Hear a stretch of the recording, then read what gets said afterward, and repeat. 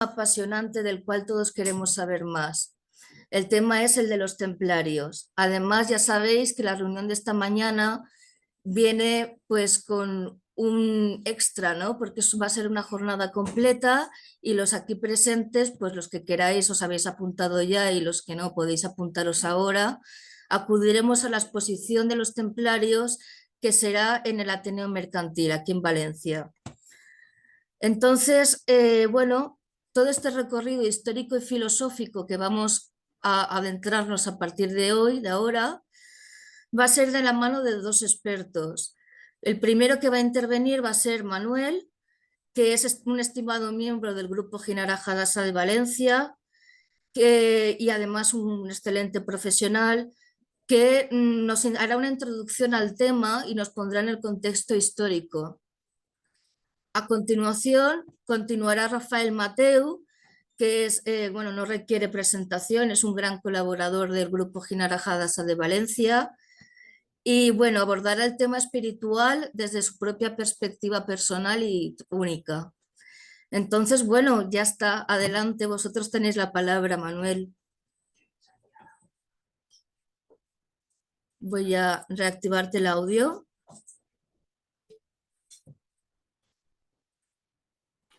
Un segundo. Ahora, ¿no? Está bien, ¿se me oye? Sí. Sí, se te Bien, oye. vale. Bueno, pues buenos días a todos y todas y gracias por estar ahí un sábado por la mañana. Bueno, vamos a hablar, yo voy a dar una introducción a lo que es la historia del Temple. La historia del Temple y lo voy a hacer de una forma, como el tiempo es finito, lo voy a hacer de una manera que no sea muy pesada y que sea más o menos rápida para que haya un tiempo de preguntas, porque dejaré cabos sueltos. Daré algunas pinceladas en algunos temas y a lo mejor requieren que alguien quiera saberlo más y después pues podéis preguntar y en lo que sepa os responderé y lo que no sepa pues evidentemente pueden podré. Bueno, entremos en materia. Bueno, lo primero, la exposición intentará dar una explicación entre la orden de los caballeros del Temple o los templarios, ¿no? El nombre real de esta orden se llamaba Pobres Caballeros de Cristo del Templo del Rey Salomón. Ese era su nombre. Tenían una gran vinculación asociada al Islam, sobre todo a la secta ismailí de los nazaríes, que era una rama o una dinastía dentro de la secta. Esta era la secta más mística y esotérica del Islam. Eh, Se vinculó y se proyectó más allá de Palestina. O sea, no se circunscribe solamente a lo que es Oriente Medio, ¿no? Palestina y países adyacentes, ¿no? Países árabes. Y como no, llega también a España, ¿no? Entonces, en esta exposición lo que he hecho basarme también en algunos documentos históricos como las crónicas del rey templario que era Jaime I el Conquistador, ¿no? Que fue el único rey que ha sido templario. Bien. Primero tenemos que hablar de la primera cruzada, porque no se puede entender el temple, como dije, no se llama temple, pero lo vamos a llamar temple en lo sucesivo, ¿no? Y acortamos la palabra a la orden. Y como digo, no se puede entender si no es en un contexto de la primera cruzada. La primera cruzada se fundamenta en una arenga que hace el Papa Urbano II, que emite en el Concilio de Clermont el 27 de noviembre del 1095. En esa arenga o esa exhortación concede la salvación mediante bula a todos los pecadores que vayan a luchar a Tierra Santa. Bueno, esto hoy en día pues puede no parecer muy importante, pero lo era en aquella época, ¿no? Bajo el lema Deus le vol, Dios lo quiere, se ponen en marcha miles de caballeros y miles de no caballeros que necesitaban expiar sus pecados con la toma de la ciudad santa de Jerusalén. Entonces, el motivo era liberar a a los cristianos que estaban allí viviendo y expulsar al Islam, aunque cristiano nunca ha sido Tierra Santa realmente. Bien, salvo bueno, incursiones o momentos claves del Imperio Bizantino, ¿no? Pero podía haber otros motivos. Bueno, a mí se me ocurren tres motivos, y a mí ya y a muchos historiadores, ¿no? Uno, por ejemplo, podía ser la llamada de socorro de las iglesias orientales, que eran atacadas por los selyúcidas principalmente, que ya empezaban, y del emperador de Bizancio, Alexio II. Otra podría ser la influencia que ejercía el conde Raimundo III o Raimund III de Toulouse sobre el Papa, una persona que era muy batallador, que quería a toda costa tomar Jerusalén y liberar Tierra Santa, y tenía mucha influencia con el Papa. Y luego otro podría ser del viaje de un sacerdote de Amiens muy famoso y además muy carismático, que se llamaba Pedro el Ermitaño de Amiens, que contó las atrocidades según él y excesos, ¿no? Pero bueno, todo esto son suposiciones de historiadores. Realmente no se sabe muy bien, no se sabe muy bien por qué se hizo, aunque podría ser por un tema arqueológico de recuperar tesoro. Bueno, de esta manera y por algunas causas, el Papa sanciona realizar esta cruzada, ¿no? Contra los infieles.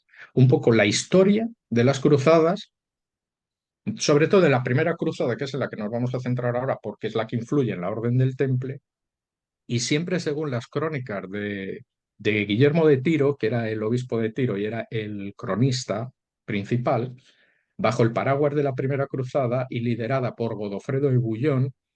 Godofredo de Bouillon, si puede poner Elena la foto de Godofredo de Bouillon que le mandé, esta es Godofredo de Bouillon, era el líder y también llevaba junto a él también liderando a Bohemundo de Tarento y a su hermano Balduino, o Valdemar también que se le llama, que este fue luego el que sería el primer rey de Jerusalén.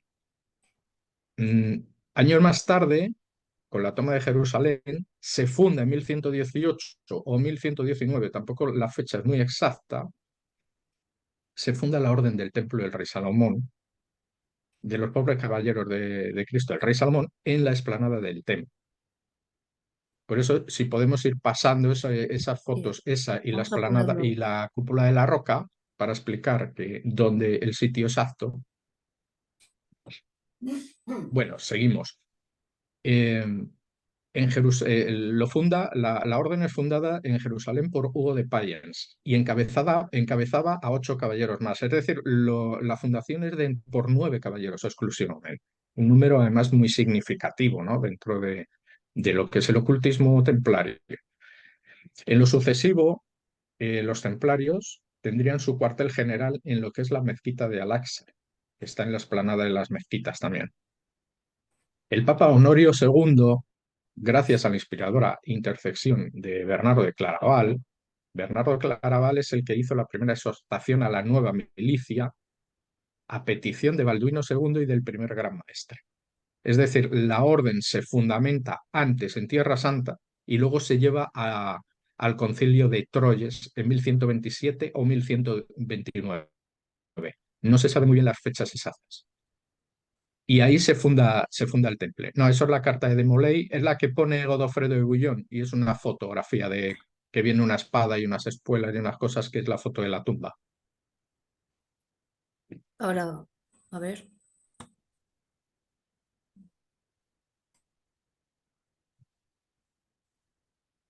las fotos están al Esa. final. No, no, Ah, la otra. La anterior,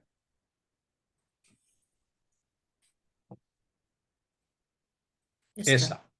Mirad, esta fotografía la hice yo en el Santo Sepulcro de Jerusalén. No está muy bien hecha porque la tuve que hacer en movimiento. Está oculta, no está a la vista de cualquiera. Está en la sacristía metida y tuve que, bueno, pedí permiso.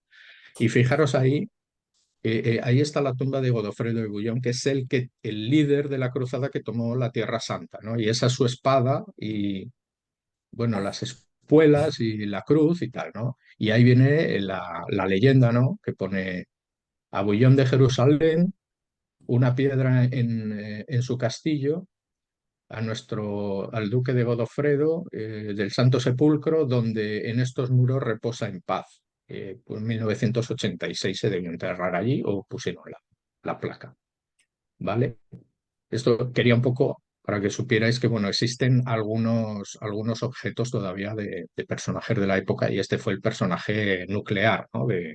De lo que fue la primera cruzada y la toma de Jerusalén. Si podemos pasar la cúpula de la roca, que es la azul esa, la siguiente foto creo, esa. Ahí se funda, esto es el centro de la explanada de las mezquitas. Esa es la cúpula de la roca. En esa cúpula octogonal, hecha por el califa Omar, está dentro lo que se dice que es la piedra fundacional del mundo. Ahí está la piedra donde supuestamente en el Monte Moria, eso es el Monte Moria, mm, Abraham iba a sacrificar a su hijo Isaac, que los musulmanes dicen que fue a su hijo Ismael, pero bueno, ahí hay una lucha de dinastías. Todo eso es lo único que queda hoy en día arriba y la mezquita de Al-Aqsa está en un lateral, que no he adjuntado fotografía, pero está en un lateral de esa explanada que es donde tenían la sede de los templarios. Todo esto fue destruido porque antes el templo de Salomón estaba ahí, ¿eh? Que lo que se ve a la derecha, lo que se ve a la derecha es el muro de las lamentaciones, eh, que es el muro occidental, el muro oriental, creo que es lo único que queda en pie, ¿no? De cuando se destruyó por Tito Vespasiano. Vale, bueno, continuamos viendo esas dos.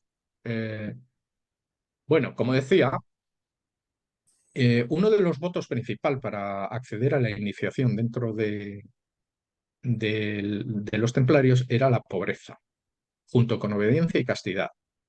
Entonces podemos definir que era una orden rica con caballeros pobres. Al igual que los seguidores de Jesús, abandonaban sus riquezas eh, de origen no para seguir el temple. Muchos caballeros, que eran nobles y pertenecían a familias adineradas, hacían donación de sus posesiones a la orden y con ello abrazaban la pobreza.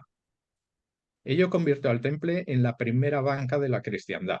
Crearon incluso algo parecido a lo que es el cheque de viaje. Poseían infinidad de tierras, las alquilaban, ¿no? También para que las cultivaran el pueblo.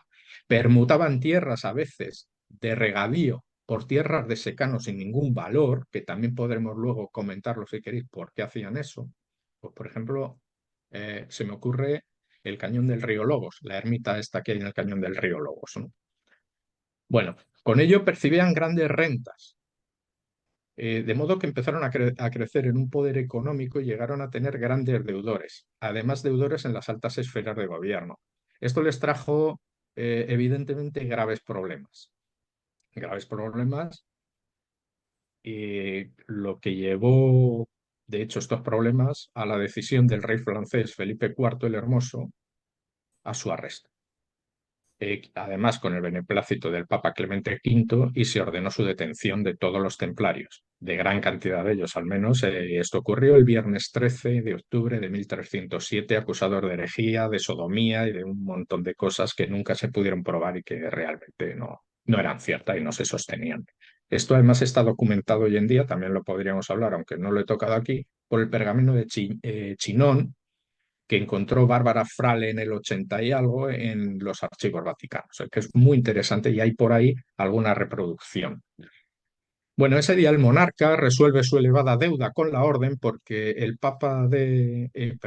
rey Felipe de Francia se había arruinado prácticamente con las guerras con Flandes y todos los vecinos de alrededor, con lo cual necesitaba dinero y el temple lo financió, ¿no? Y bueno, pues de esta manera eh, había dado el comienzo a una persecución implacable, ¿no? Eh, y que vivió su momento trágico en 1314, que fue con la muerte en la hoguera de su último gran maestre, que fue Jacques de Molay, quien antes de ser quemado, hay una tradición que dice que lanzó una maldición, ¿no? La maldición la tengo aquí transcrita y os la voy a leer lo que dijo. Lo dijo desde la pira, cuando se le estaba empezando a quemar, en la puerta o cerca de la puerta de Notre Dame de París. Dijo Papa Clemente V, Rey Felipe, Francia recordará nuestros últimos momentos. Morimos inocentes. El mandato que nos condena es un decreto injusto, pero que en los cielos existe un augusto tribunal ante el cual el débil jamás llama en vano. Ante ese tribunal y en el plazo de 40 días yo os emplazo, pontícipe romano.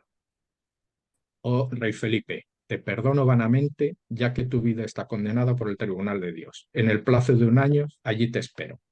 Parece ser que, como cumplió esa maldición, que Clemente V murió un mes después y antes de cumplirse el año murió también el rey, que es de una caída de caballo. No es necesario extendernos ya entonces en el impacto que tuvieron los mencionados sucesos, ¿no? Cuya resonancia pues llega hasta hoy en día. Y hoy siempre se recuerda eso, incluso en la Revolución Francesa se gritaba algunas arengas, ¿no? de Molay ha sido vengado cuando cortaron la cabeza a Luis XVI y a su familia. Bien, una cosa que me parece muy interesante es la relación que tuvieron con el Islam. La relación que tuvieron con el Islam, por ejemplo, sí es cierto que los templarios combatieron en Tierra Santa contra los musulmanes, en batallas, por ejemplo, en Askelon en 1153, Mongisar 1157 y los Cuernos de Jatín 1187. Fueron las más, aparte de escaramuzas, fueron las batallas reales, ¿no? Pero también lo es que muchos caballeros, hay que tener en cuenta que nacieron allí en Tierra Santa. No muchos, la mayoría, la inmensa mayoría. Ellos nunca pisaron Europa y bebieron de unos conocimientos de grupos o sectas muy místicas dentro del Islam, ¿no? Principalmente de origen sufí, como la secta de Alamut, la secta de Alamut. Entre las acusaciones además que formula la Iglesia contra la Orden del Temple, las más graves fueron tener la convivencia que tenían con estos musulmanes y la relación fraternal con los infieles ismaelíes. Los permitían la práctica del salat. El salat es la oración en dirección a la Meca en presencia de los templarios.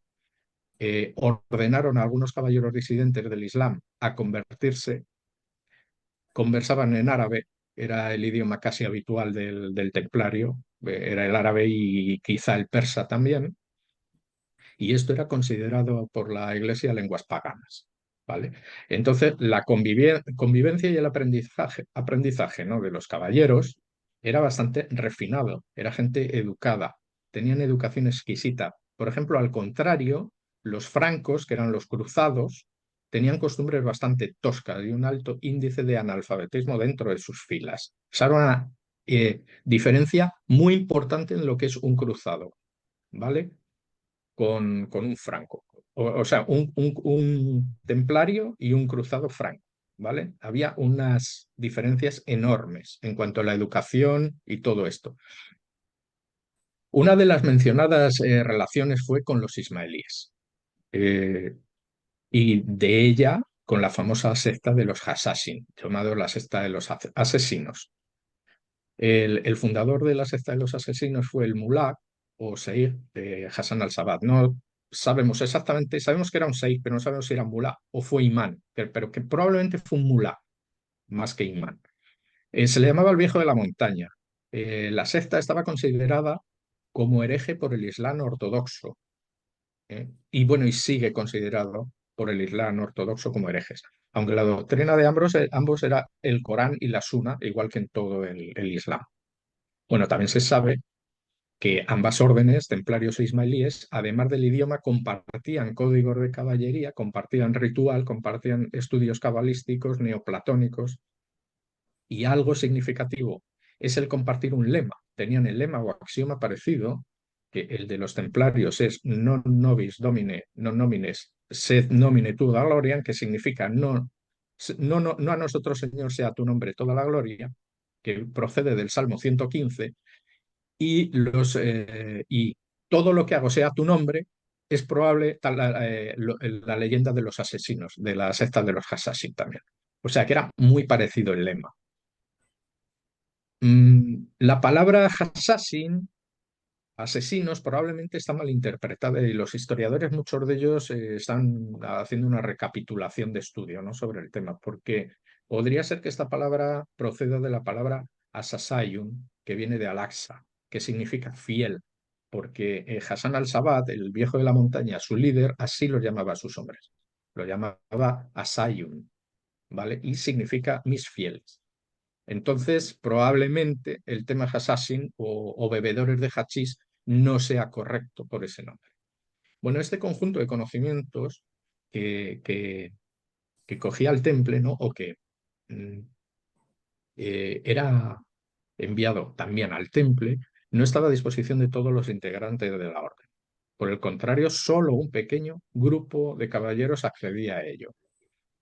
El ismaelismo, por ejemplo, para que sepamos entrar en contexto de quiénes eran, nace eh, un poquito antes de lo que es la batalla de Karbala del año 680, que nace con el sexto imán de origen,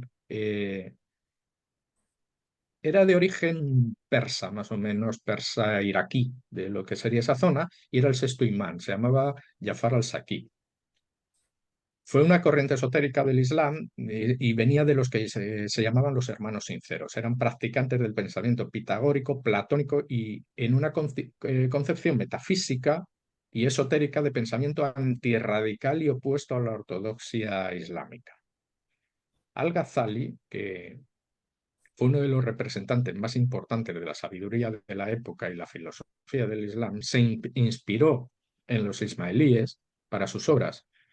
De estas también más tarde se inspiraron, por ejemplo, Tomás de Aquino en la Suma Teológica o Dante Alighieri en la Divina Comedia, donde nos muestra la creación por esferas muy próxima a la doctrina ismaelí de las esferas. Un ejemplo de estas enseñanzas esotéricas la tenemos en la fraternidad que vinculaba a templarios e ismaelíes, que quedó plasmada en la fatua. Fatua es el escrito eh, del maestro Ibn Arabi, que dice en esa fatua que la firman los dos, o la reconocen los dos, las dos facciones, ismaelíes y templaria, que dice: debes saber que aquel que realiza la fatua es situado delante, cerca del Señor de todos los hombres. Prefiere al otro antes que a sí mismo. De ahí el adorno del caballero. Sea este quien sea, honor a él. La impetuosidad y sus pasiones no lo agitan. Siempre está firme, como una montaña. Ninguna pena lo aflige, ningún miedo lo despoja de sus virtudes. En el fragor del combate, mira cómo él solo ha derrotado a los ídolos. Así es él, suave y duro al mismo tiempo. Esto es una afirmación, una fatua de Ibn Arabi, ¿no? Pues entonces la estructura, digamos, de los Hassassin nizaríes tenía rasgos comunes con el temple en cuanto a su estructura jerárquica y normativa.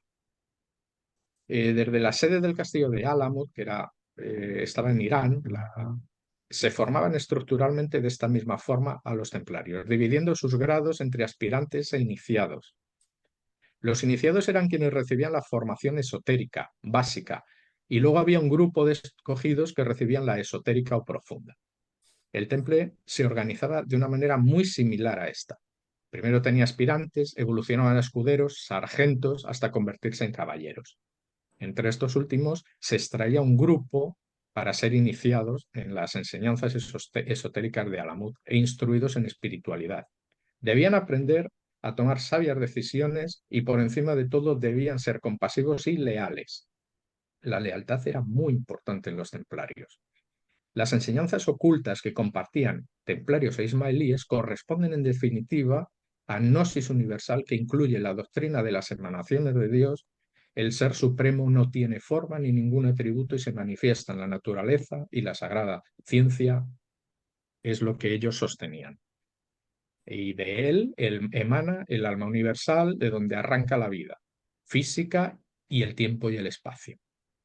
Las enseñanzas sincréticas entre estos ismaelíes nizaríes. Nizaríes, como dije antes, era una familia dentro de los ismaelíes que son los que se hicieron con el poder. Bueno, pues entre ellos y templarios estaban muy alejados de dogmas de los cristianos y musulmanes habituales. Se basaban en un sistema ascendente de los 7 cielos y con el objetivo era elevar la conciencia y la consciencia. Podemos decir además a lo mencionado numerosas enseñanzas relacionadas con la vida post-mortem y la temporalidad del universo. Todo este conocimiento sincrético adquirido se extendió no solo en Palestina, sino en toda Europa y en todas las fortalezas, y por supuesto también llegó a España. Entonces, si entramos ahora en el Temple y el Islam en España, la probable entrada en España de la Orden del Temple sería aproximadamente en torno a 1128, creemos, por Portugal, porque había una reina, creo que se llama María, no lo recuerdo bien, que es la que les cedió dinero y tal, bueno, y tierras, y bueno, hizo unas donaciones muy importantes. Pero en cualquier caso, siempre ya en el 1131 tendrían que estar, porque el rey Alfonso I, el batallador, rey de Aragón, hizo el testamento de su reino a la Orden del Temple. Y los templarios de verdad que no lo aceptaron por lo que suponía ser un reino, no aceptaron, pero negociaron con el regente de Aragón, entonces, con el entonces regente, a la muerte del rey, que era el conde de Barcelona, Ramón Berenguer, la sustitución del legado del rey por las siguientes propiedades que eran castillos de Monzón, Montgai, Remolins, Barbará y Chalamera. Este último documento fue firmado por representantes de la nobleza y del clero, y por supuesto del marido de la hija de Alfonso I, el conde de Barcelona. Además, como premio también al auxilio que prestaron los templarios, ¿no? En España, eh, tuvieron otras recompensas. Principalmente fue por el auxilio que dieron en la batalla de las Navas de Tolosa en 1212. La batalla de las Navas de Tolosa fue de vital importancia ya para la reconquista. Las Navas de Tolosa está situada ahí por Despeñaperros, un poco donde acaba La Mancha y empieza Andalucía, zona ya de Jaén, y ahí fue un antes y un después en la reconquista. También en la conquista de Valencia, de Lérida y de Tortosa. Entonces, la orden, como premio, digamos, recibe el maestrazgo y todas las fortalezas y terrenos que con ello llevaba. De esta forma, tenemos en cuenta que el vínculo eh, con el reino de Aragón es el más fuerte que se tiene con la Orden del Temple en esa época, aunque ya los templarios ya entran aquí en la historia de España, ¿no? Totalmente. Mm, Me gustaría mencionar también que el máximo exponente y ejemplar templario es el rey don Jaime I de Aragón, ¿no? Jaime I el Conquistador. Para comprender la magnitud del contexto que nos ocupa, conviene trasladarnos brevemente al escenario histórico de la muerte de su padre, Pedro II el Católico, y de su madre María de Montpellier. Ellos murieron, bueno, por avatares, intrigas y luchas, y el destino del niño, el niño rey, digamos, cae en manos del cruzado Simón de Montfort, que si queréis luego podremos hablar un poco de él, pero vamos, era el cruzado del Papa en Francia que acabó con los cátaros, para que tengáis en cuenta un poco cómo eran, y ahí la diferencia de cómo eran templarios y cruzados, ¿eh? Este era un cruzado.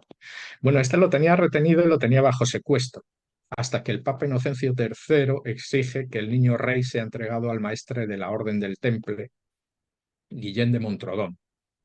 De esta forma, tenemos que tener en cuenta que el rey es criado, educado y formado por los templarios en el castillo Monzón en Huesca, y su principal preceptor era el Gran Maestre. El resultado de tal influencia cristaliza en el rey Jaime de Aragón, llamado el Conquistador, que constituye un ejemplo de rey sabio, de rey cristiano, guerrero. Fue un potente arquetipo, ¿no? Donde se reflejaba la luz espiritual de la época. Fue un gran legislador, un buen rector. Tenía la virtud del buen juicio, autodominio, y tenía gran disciplina templaria. Dicen archivos contemporáneos también que además tenía un canon de belleza fuera de lo normal para la época, porque se le denominaba que era alto, que era una persona esbelta y que obedecía bastante al hombre de Vitruvio. Es decir, estamos hablando ya hasta de la proporción áurea, ¿no? En un hombre de aquella época. Según los manuscritos de Mariano Flotats y Antonio Bofarul, del año 1848, de los manuscritos y crónicas de los archivos del Temple, eh, el rey escribe sus memorias, y estas constituyen la fuente de lo que quiero citaros ahora. En ellos escribe reveladores hechos acerca de los años que pasó en conjunto a su preceptor, el maestre del Temple, Guillermo de Montrodón, en la fortaleza de Monzón.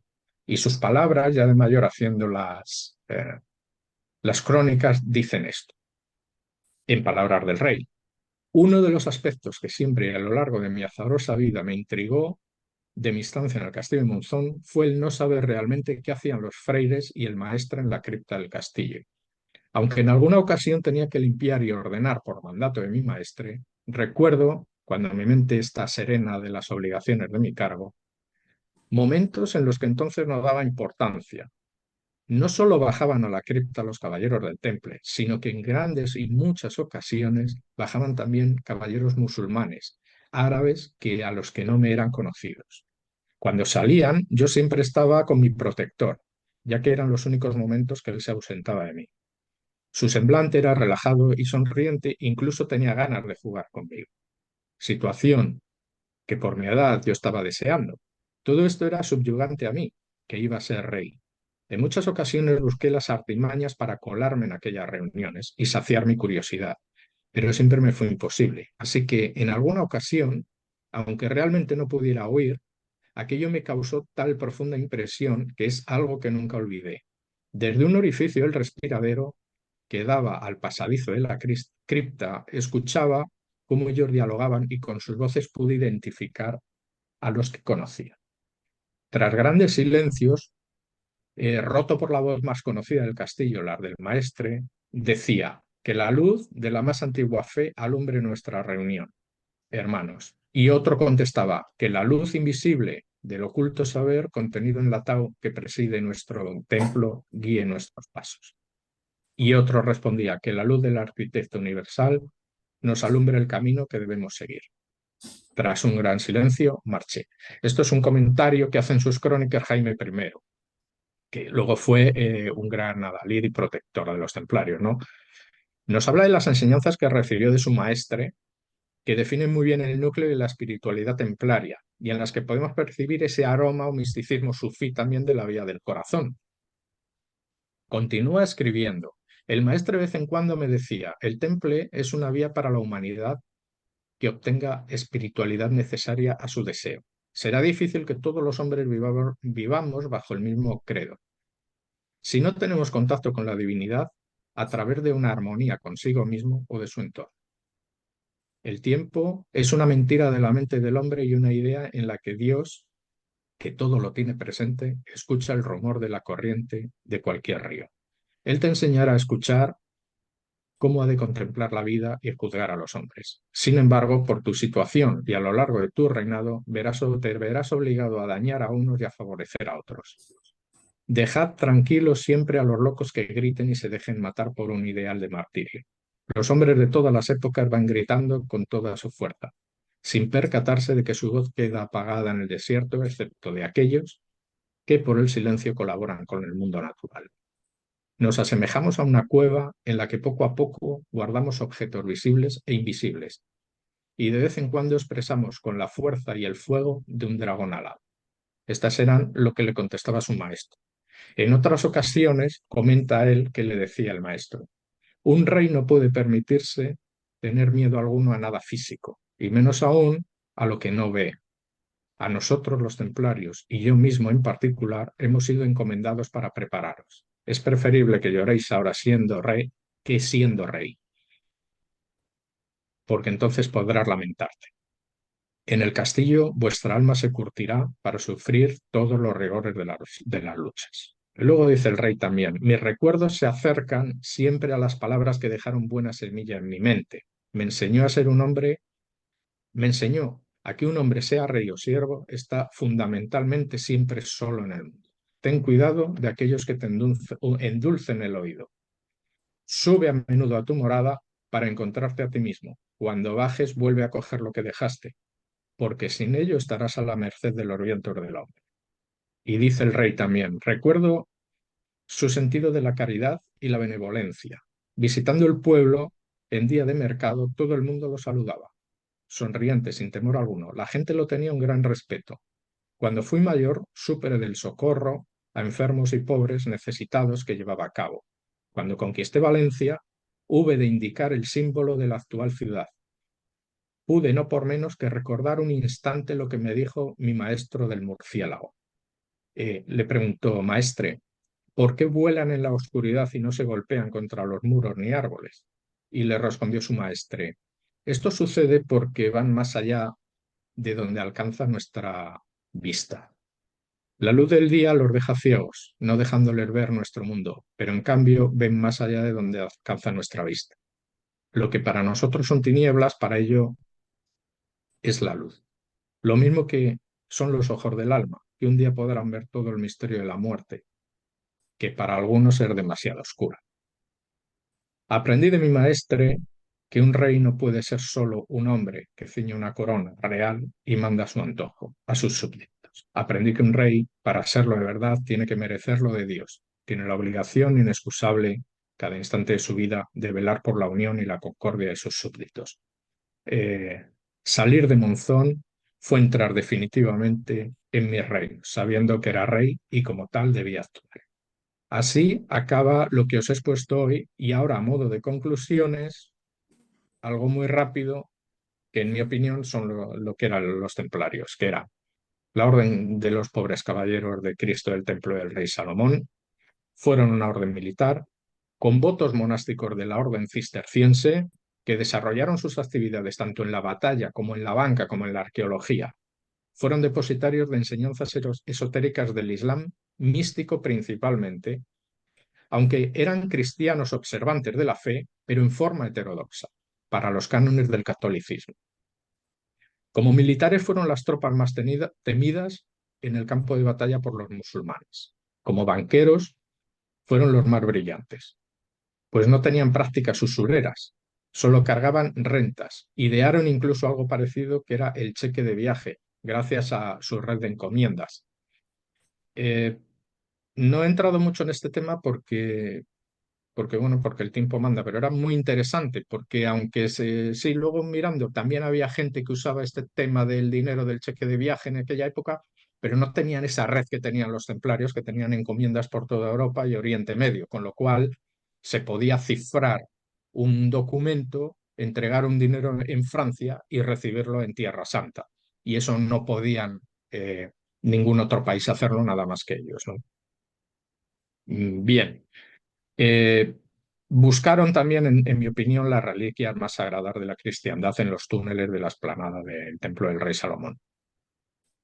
Tampoco me he referido mucho a este tema, ¿no? Pero bueno, con lo dicho anteriormente, eh, hizo que lo que empezó como una loa de San Bernardo de Claraval a la nueva milicia acabase un viernes 13 de octubre de 1307 con la detención de los principales de la orden como herejes y con su derogación como tal. Los recelos del Papa Clemente V, las deudas del rey Felipe IV el Hermoso que contrajo con ellos fueron el pago que recibieron estos iniciados en los misterios. El legado magistral del Temple hoy en día sería el honor, la virtud y la iniciación. La iniciación, que es una reminiscencia y una vuelta al origen anterior a la caída, eso representa la iniciación, es una obra de nosotros mismos. Es un legado de conocimiento y este es el patrimonio que entiendo que es de los templarios. Y hasta aquí, muchas gracias a todos por la atención.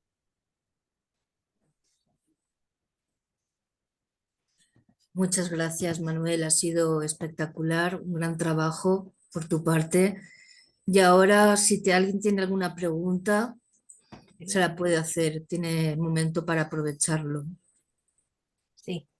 ¿Podría hacer una pregunta? Sí, claro. Sí, mira, quería a ver si me puede explicar algo acerca de la Orden de San Juan de Malta, de los templarios de San Juan de Malta, el señor Manuel Fernández. La Orden de San Juan surge de la herencia de los templarios cuando es abolida la orden, realmente, porque anteriormente la Orden de San Juan eran los hospitalarios, era la Orden del Hospital. La Orden del Hospital era contemporánea. La Orden de Malta, de hecho, es la única que sigue en vigor hoy en día como orden. Tenemos que tener en cuenta que orden, aunque hoy en día muchas sociedades se llaman órdenes, no son órdenes. La orden tiene que depender o del Papa o del Rey, si no, no es orden. Una orden militar depende del Rey, una orden monástica depende del Papa, no hay más. y fueron realmente los que, bueno, en, el rey Alfonso I el Batallador en realidad dividió el reino principalmente en templarios, pero también creo que fue en, no sé si fue en Alcántara o en Calatrava, en una orden de estas, y también en San Juan de Jerusalén, ¿no? Pero San Juan de Jerusalén hoy en día creo que tienen, son los caballeros de Malta y creo que tienen, eh, creo que su gran maestre es un obispo o algo. Realmente puede que sean los depositarios o herederos del material del temple, pero también lo fueron órdenes como Montesa, Calatrava y algunas órdenes de estas. También cogieron gran material del temple español, ¿eh? Muchas gracias. Manolo Muñiz, buenas. No se te oye ahora. Sí, gracias por la charla. Solamente, bueno, es que he perdido contacto un momento mientras él hablaba y a lo mejor lo ha mencionado. Yo quería citar a la caballería islámica, la Futuhat, y es que no sé Sí. cómo se pronuncia bien, sí, que la Futuhat, nombra Futuhat, también, sí. la Sí, Futuhat, sí, Futuhat. y que quizá tuvo influencia en el temple a través del Islam, que a su vez la Futua viene de, según Henry Corbin, viene desde los tiempos de Zoroastro, o sea, de la Persia preislámica. No sé si estoy metiendo la pata o voy muy descaminado. La foto a que te refieres tú viene del año, si no recuerdo mal, 765 aproximadamente, que viene con el sexto imán, que era el primer chií que llegó al poder, que era Jafar al-Sadiq. De ahí viene. Y se funda principalmente en lo que es Basora. Perdona, ahí se fundamenta justo, perdón, no, te lo he dicho mal. Primero va la batalla de Karbala. En la batalla de Karbala es donde, digamos, no Donde Ali, cumplen los sí, califas su parte de dar a Ali, uno de los descendientes del profeta, el poder del califato. Y ahí pues, los eliminan, los matan, ¿no? Y ahí surge la secta chií. Y de esa secta, en el 765 es cuando Jafar al-Sadiq funda lo que es el ismaelismo. De ahí nace realmente el ismaelismo. Es verdad que el ismaelismo en fuentes del siglo VI antes de Cristo, que era la época de Zoroastro, Confucio, todos los grandes, bebe de esas zonas, porque además el ismaelismo no se tiene muy claro si se funda en Basora o en Irán, por detrás de los montes Zagros. No se tiene muy claro. Hay René Guénon dice algunas cosas, otros historiadores dicen otras, pero bueno, un poco, no sé si te he contestado así, pero bueno, sí, andaba en el 765, justo es cuando se produce esto, sí, con este califa, ¿eh? está Era relacionado. el Y bueno, primer, luego, sí. era el primer chií. Aquí le vamos del chií, aunque no necesariamente el chiismo son todos ismailíes, ni todos son sufíes, pero bueno, son los que más influencia tuvieron. Sí, Sí, perdona. y bueno, yo estudié historia medieval, entonces me lo enseñaron en los años 80 bastante prosaicamente y entonces nos dijeron que los templarios, bueno, que las cruzadas habían sido más bien porque en Europa estaba muy mal la gente con el feudalismo, estaba la gente muy empobrecida y muy mal, y una forma de desviar la belicosidad de los caballeros que ya no podían saquear más a los campesinos europeos con el sistema feudal, pues fue ir a saquear lo que entonces era Oriente Medio, que era una zona mucho más rica y desarrollada con los dirhams, o sea, el comercio de oro era mucho más desarrollado que Europa. Y lo explicaban así, como que fuimos de lo mismo que hemos ido hace 20 años a por el petróleo, pues en el siglo XI fuimos a por los dirhams. Es así un poco tosco decirlo, pero esa es la Sí. explicación que me dieron a mí. Luego aprendimos allí esoterismo a punta pala, ¿no? Lo que es todo lo que has explicado de la mezquita de la Roca, etcétera, etcétera. Y bueno, y también el fin de los templarios, pues es el rey de Francia que quería quedarse con las riquezas de ellos que habían acumulado, evidentemente. Pues nada, gracias. Bueno, por partes, por eso dije que los cruzados, yo puse tres posibilidades así oficiales, pero sabíamos que por eso dije que eran también grandes arqueólogos. Una de lo que les encomendó la iglesia fue traer todas las reliquias y estuvieron excavando bajo el templo y se llevaron todas las riquezas. Por cierto, el Arca de la Alianza ni hablar, no se encontró ni la menorá que ya se le había llevado Tito Vespasiano en su día. Pero sí es posible todo, lo mismo que, por ejemplo, el cruzado jefe, digamos, no fue allí, pero era Hugo de Champaña, porque toda la zona de la Champaña eran sus súbditos, por decirlo así, porque era el feudal de la zona, y el jefe de esos que tenía él al mando era Godofredo de Bouillon, que fue el gran jefe de los cruzados y que el que tomó Jerusalén. Y puso a su hermano como rey, a Valdemar o Balduino I. Bueno, muchas gracias. Ahora ya nos queda tiempo solo para una pregunta para Mónica Sánchez. Hola, mil gracias, Manuel. Qué interesante, de verdad. Comentaste que los templarios permutaban las tierras cultivables por otras secas no cultivables y mencionaste el cañón del río Lobos. Entonces, me Sí. gustaría si pudieras explayarte un poco con esto. ¿Qué razones dan? Bien.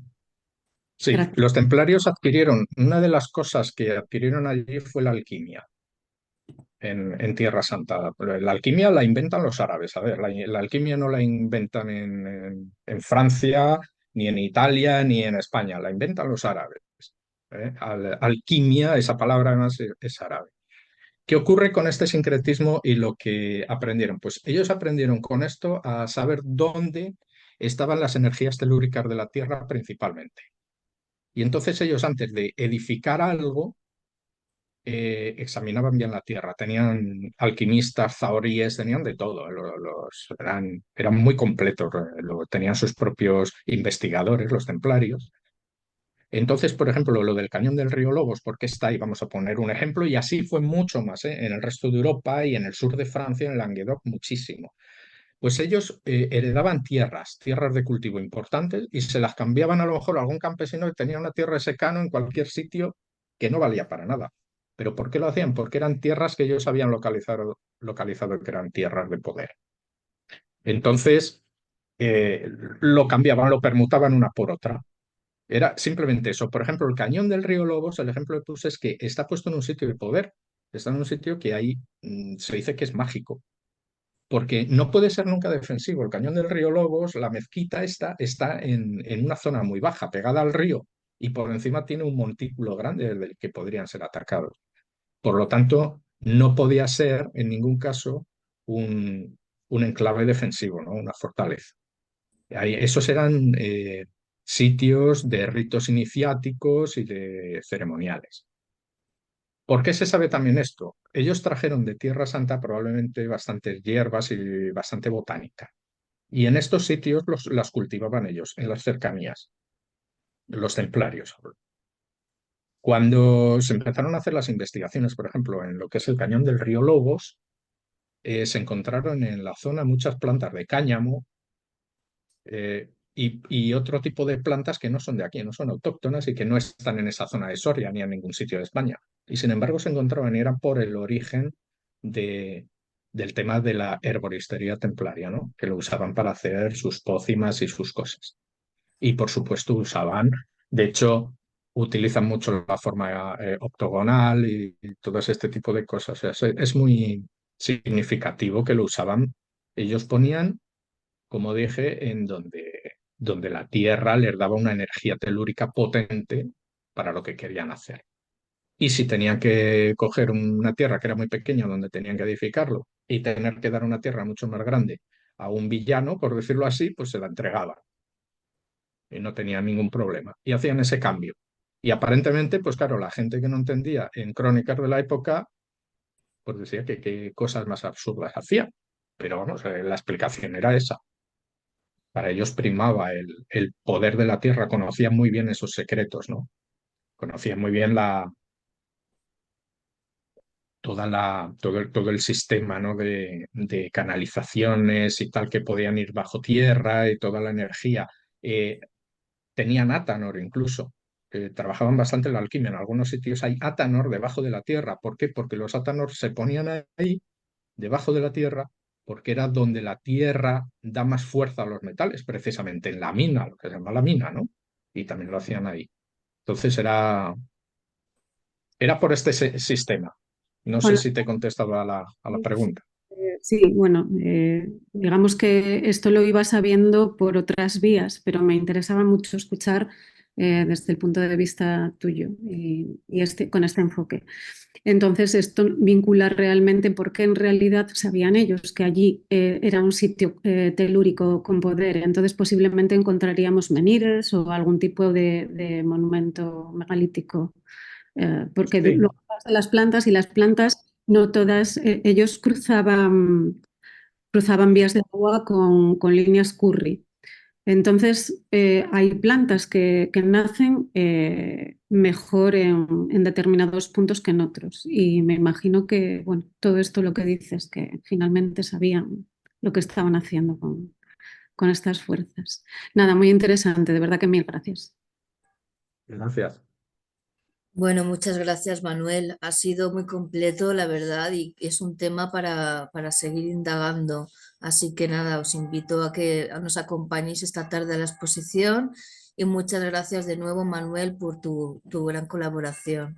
Ahora vamos a dar paso a Rafa Mateu, que nos va a hablar de sus conocimientos esotéricos y espirituales de este tema un poquito más a nivel pues profundo y místico. Vale.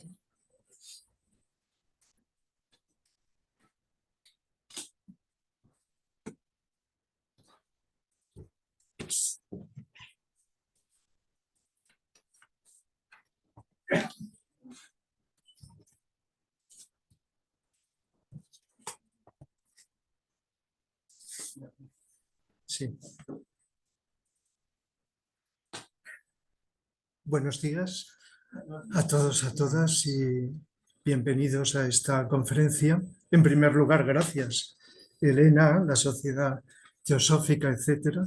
No es la primera vez que colaboro porque estoy acordándome cuando empecé a impartir conferencias hace 44 años, en el 80, conferencias semanales, pues que empecé a hablar de filosofía oriental y esotérica, etcétera. Recuerdo que impartí alguna conferencia en la Sociedad Teosófica de aquí, de Valencia, hace muchos años. Entonces no nos conocíamos. Y luego esporádicamente también.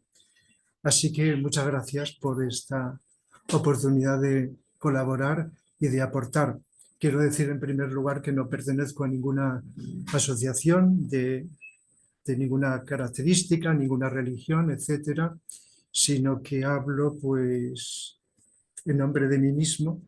Realmente pues sigo aprendiendo, nunca acabamos de aprender, leyendo, escuchando, etcétera, y sobre todo pues de la fuente más importante que tenemos de aprender y de descubrir, y señalo al corazón, de nuestro ser interno, llámesele yo superior, alma, etcétera, cuya conexión está precisamente con el corazón. Y al decir el corazón me refiero al centro o chakra cardíaco, que es de los 7 chakras el que más conectado está con el alma, y a través del cual recibimos no solo la energía de amor, sino la intuición que nos viene.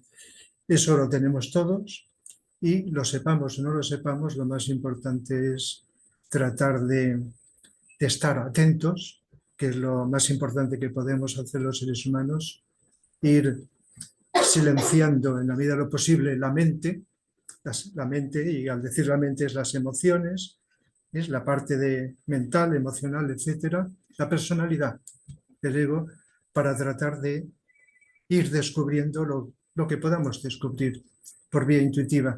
Así que yo sabía poco de los templarios, sí que recuerdo alguna conferencia que he impartido sobre psicología de la arquitectura, realmente pues con unos conocimientos, porque en mi juventud profesionalmente sí que estuve dedicado a arquitectura, pero antes de dedicarme a la psicología, en la cual psicología y filosofía llevo muchos años.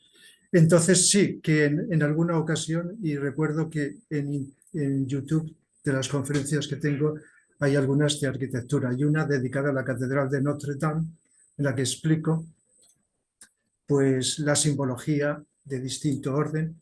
Incluso hay algún símbolo templario en la Catedral de Notre Dame.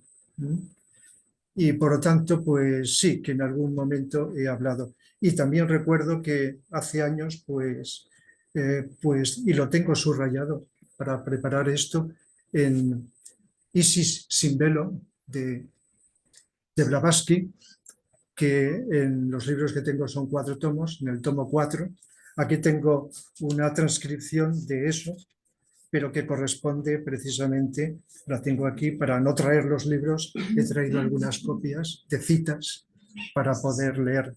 Y entonces una de las cosas que voy a empezar es lo que dice Blavatsky, fundadora de la Sociedad Teosófica, en Isis sin velo, el tomo 4, casi al principio, sobre los templarios. Y luego voy a continuar pues con una explicación de esos símbolos. Algunas de las cosas están en los libros y otras pues seré responsable de esa aportación que pueda haceros desde mis pequeños conocimientos o intuiciones.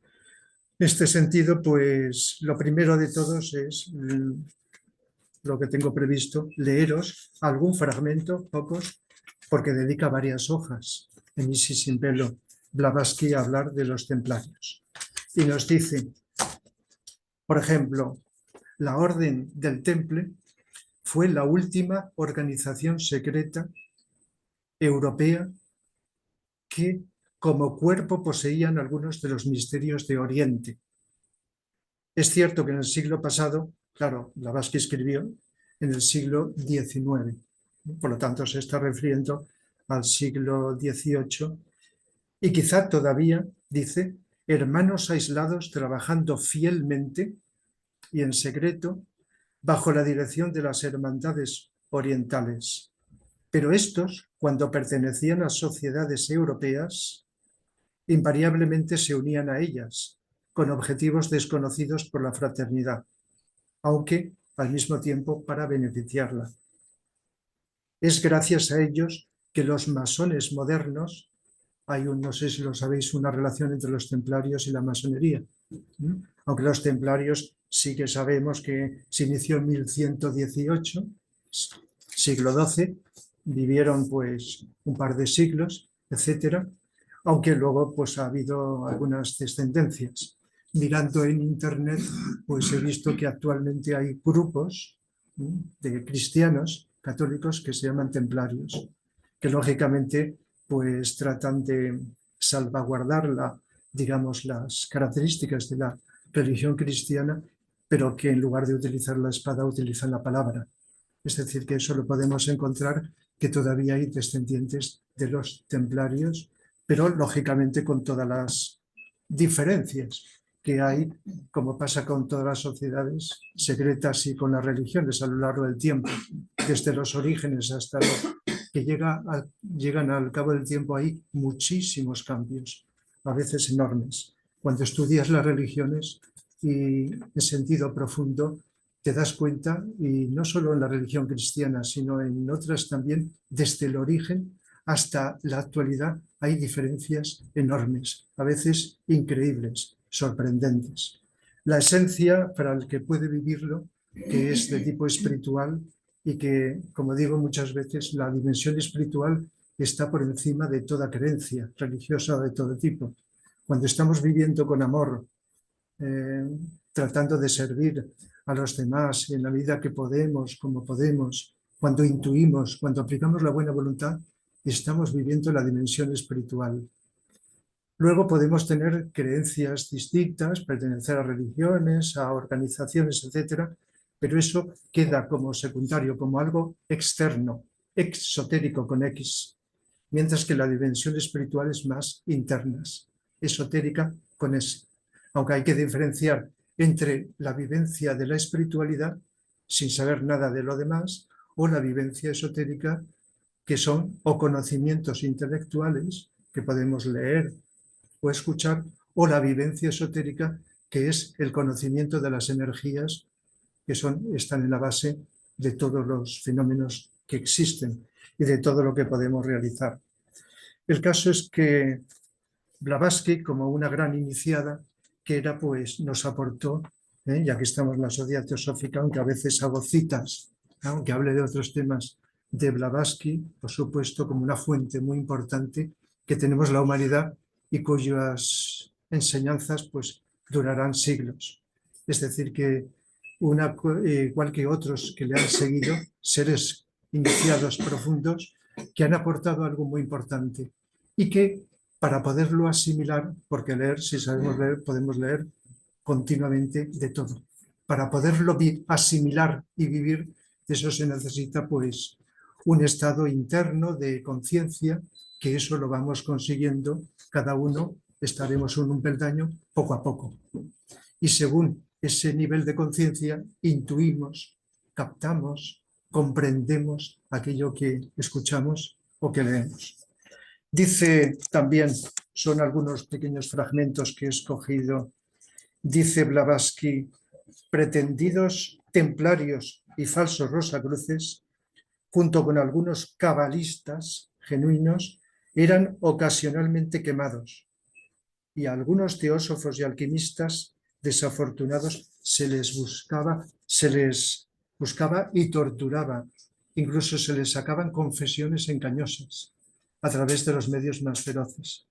Pero aún así, la verdadera sociedad permanece hoy, igual que siempre, desconocida por todos, especialmente por su enemigo más cruel, la Iglesia.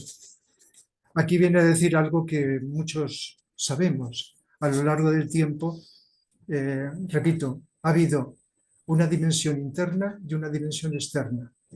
Han existido numerosas asociaciones o mistéricas, se le ha llamado, esotéricas a lo largo del tiempo.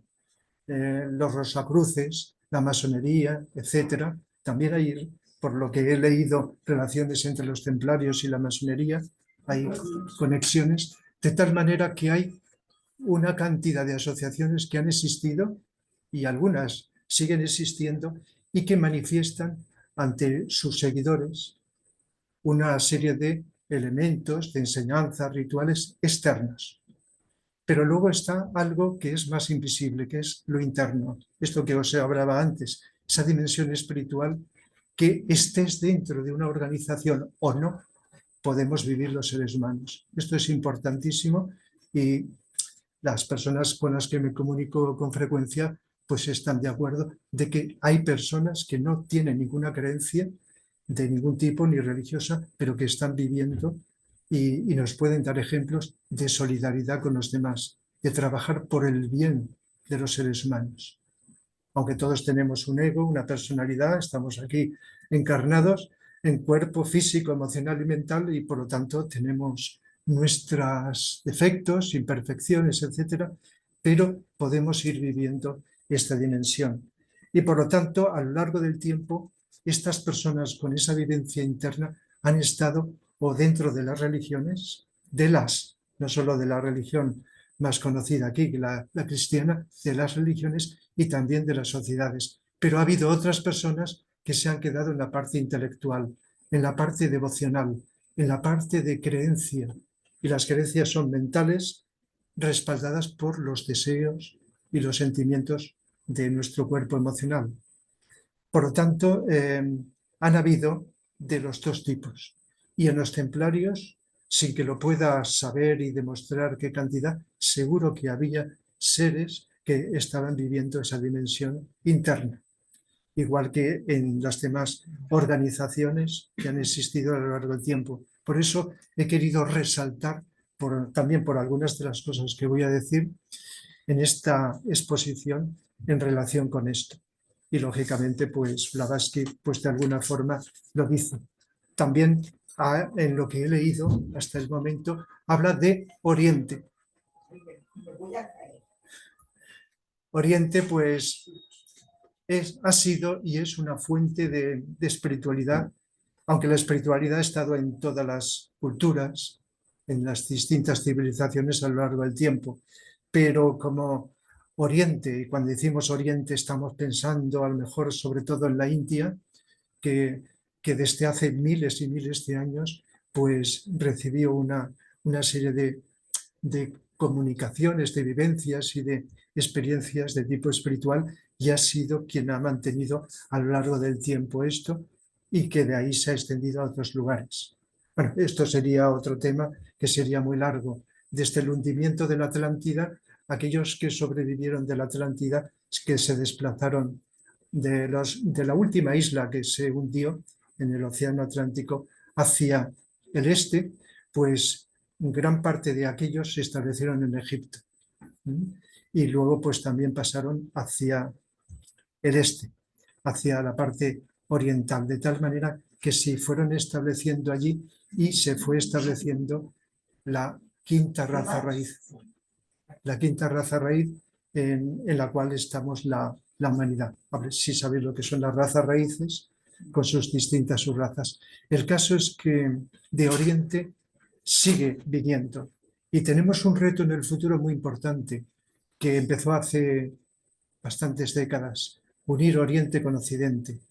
De Oriente nos han venido en distintos momentos, en distintas épocas, esta corriente filosófica o espiritual en este sentido. Y entonces, pues si comparamos la filosofía oriental y occidental, las culturas, pues vemos que son complementarias, como cuando se habla de las dos partes del cerebro, cerebro derecho, izquierdo, la intuición y la mente, la racionalidad, etcétera, sabemos que es algo complementario. Entonces, parte del futuro de la humanidad está en ir aprovechando y viviendo, no solo aprendiendo mentalmente, lo oriental y lo occidental. Pero grandes sabios que han aparecido en Occidente a lo largo del tiempo, aunque algunos hayan bebido, pero han vivido internamente esta dimensión espiritual. De tal manera que a veces en los libros de historia se dice, pues que bebieron en Oriente, en tal sitio, etcétera, pero luego hay que considerar esa vivencia espiritual. Tanto Pitágoras como Platón, como maestros espirituales en la actualidad, fueron grandes sabios y vivían internamente aquello que transmitían. No lo copiaban de un sitio o de otro, sino lo vivían.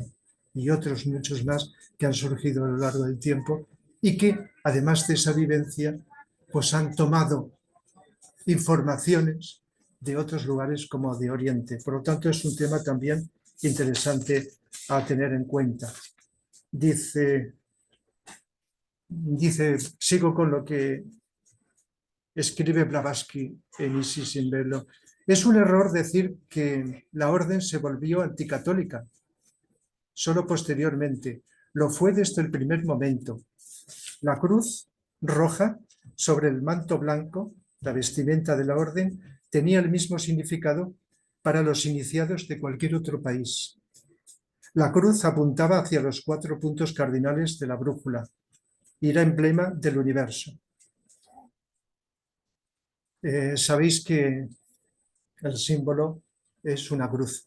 La cruz, pues, de brazos iguales, porque sabéis que a lo largo del tiempo, pues, a lo mejor lo sabéis, la cruz es uno de los símbolos más antiquísimos de la humanidad, desde hace millones de años. A lo largo del tiempo se han encontrado cruces en distintas culturas, desde hace milenios de la humanidad, con distintos motivos, etcétera, distintos cambios. Una de esas cruces es con los garfios, la cruz svástica, ¿verdad? Como sabéis, que fue utilizada, que es un símbolo antiquísimo de tipo espiritual que está indicando pues la rotación, el movimiento de los mundos y la dimensión también del fuego, y que ese símbolo fue tomado malévolamente por una de las expresiones del mal más grandes que hemos tenido desde la Atlántida, que fue el nazismo en el siglo pasado, fue, como ya sabéis, y también está en la sociedad teosófica. No sé si en la teosofía tenéis problemas a veces por la ignorancia que existe de asociarlo solo con el nazismo, pero la cruz esvástica es un símbolo de tipo espiritual antiquísimo. De tal manera que el símbolo básico es el espíritu y la materia. El espíritu es el elemento vertical y la materia el horizontal, y además están unidos, no separados, lo que significa que el espíritu se encarna en la materia, y eso es en todo el cosmos.